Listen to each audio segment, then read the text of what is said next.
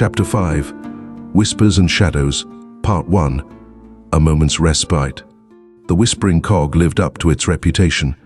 Nestled in a forgotten corner of Quandaria's lower districts, the tavern was a warren of shadowy booths, hidden alcoves, and suspicious characters hunched over their drinks. The air was thick with pipe smoke and secrets, hushed conversations blending into a constant sibilant murmur that gave the place its name. We sat in a secluded booth near the back, a flickering oil lamp casting dancing shadows across our faces. Grimlock had vouched for us at the door. Apparently, he was something of a regular here. I tried not to think too hard about what that implied about our dwarven companion's past. "Well," I said, taking a cautious sip of my ale, "at least the drinks here are better than the rusty anchor."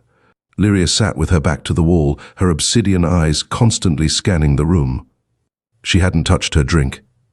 "We shouldn't linger too long, the veiled hand. We'll be searching every nook and cranny of the city," I finished for her, holding up a hand. "Which is exactly why we need to take a moment to breathe and plan our next move." Grimlock nodded, his beard bobbing as he drained half his mug in one go. "Aye, the lad's right. We've been running ourselves ragged. A few minutes to gather our wits won't hurt."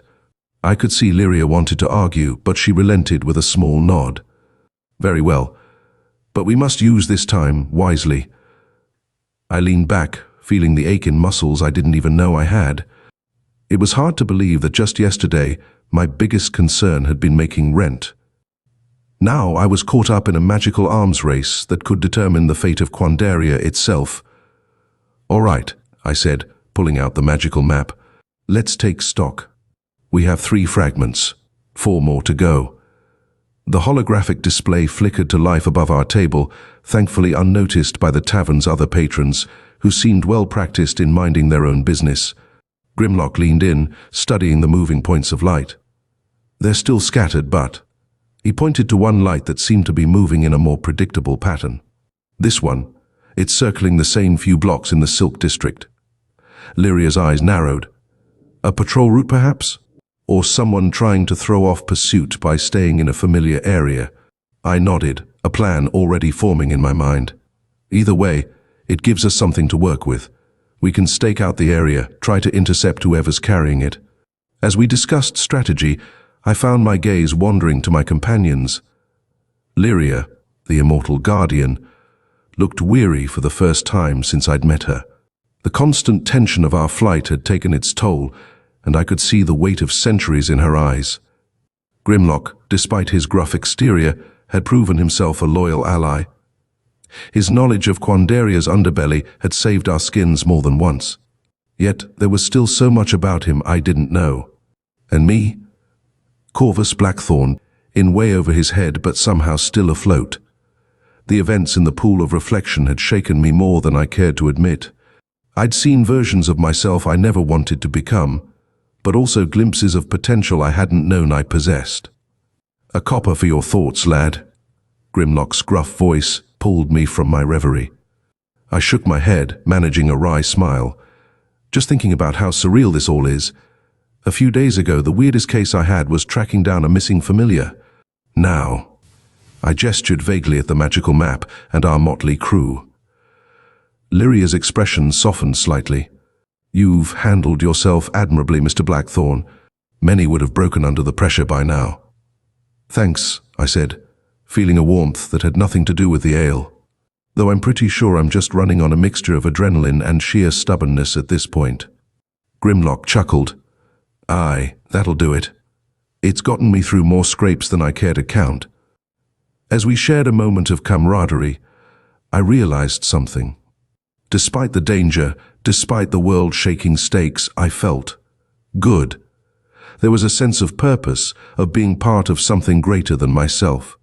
It was a far cry from the lonely nights in my office, drowning my sorrows in cheap whiskey. "You know," I said, leaning forward conspiratorially, "since we're taking a breather, why don't you two tell me a bit more about yourselves? We've been through hell and high water together, but I still feel like I barely know you."